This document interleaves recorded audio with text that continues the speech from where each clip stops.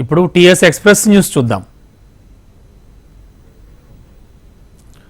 సికింద్రాబాద్ వెంకటాపురంలోని మహాబోధి విద్యాలయం ఆవరణలో ఉన్న ప్రజా యుద్ధ నౌక గద్దర్ సమాధి దగ్గర డిప్యూటీ సీఎం భట్టి విక్రమార్క నివాళులు అర్పించారు. డిప్యూటీ సీఎం హోదాలో తొలిసారిగా ప్రజా యుద్ధ నౌక గద్దర్ నివాసానికి వెళ్లి ఆయన కుటుంబ సభ్యులను పరామర్శించారు. వారి యోగక్షేమాలు అడిగి తెలుసుకున్నారు.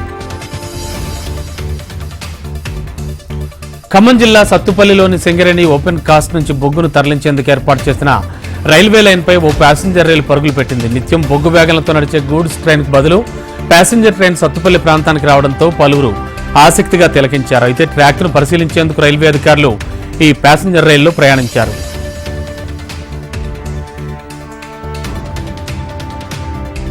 హీరోయిన్ రాజస్థాన్ నుంచి హైదరాబాద్ తీసుకువచ్చి ఇక్కడ యువతకు అమ్ముతున్నటువంటి 2 సభ్యుల ముఠాను రాచకొండ పోలీసులు అదుపులోకి తీసుకున్నారు.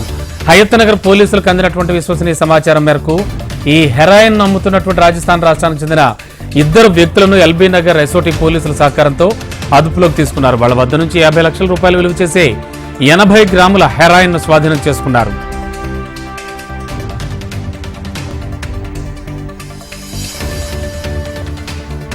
జగిత్యాల జిల్లా మల్యాల మండలం కొండగట్టు శ్రీ ఆంజనేయ స్వామి వారి ఆలయంలో హుండీ లెక్కింపు చేస్తుండగా లడ్డూ తయారీలో పనిచేసే ఉద్యోగి 10,000 నగదు దొంగతనం చేశాడు. దీన్ని గుర్తించిన ఆలయ ఉద్యోగులు అతన్ని పట్టుకుని పోలీసులకు అప్పగించారు. పోలీసులు కేసు నమోదు చేశారు.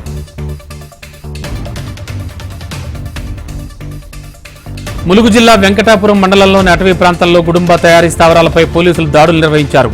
డ్రమ్ముల్లో ఉన్న 2,000 లీటర్ల బెల్లం పానకాన్ని ధ్వంసం చేశారు. గ్రామాల్లో ఎవరు గుడుంబా తయారీకి పాల్పడ్డా కూడా కఠిన చర్యలు తీసుకుంటామని పోలీసులు హెచ్చరించారు.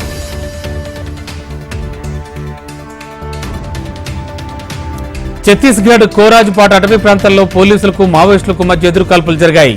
మావోయిస్టులు అక్కడి నుంచి పరారయ్యారు. మావోయిస్టుల క్యాంపు నుంచి భారీగా ఆయుధాలు, పేలుడు పదార్థాలు స్వాధీనం చేసుకున్నారు పోలీసులు.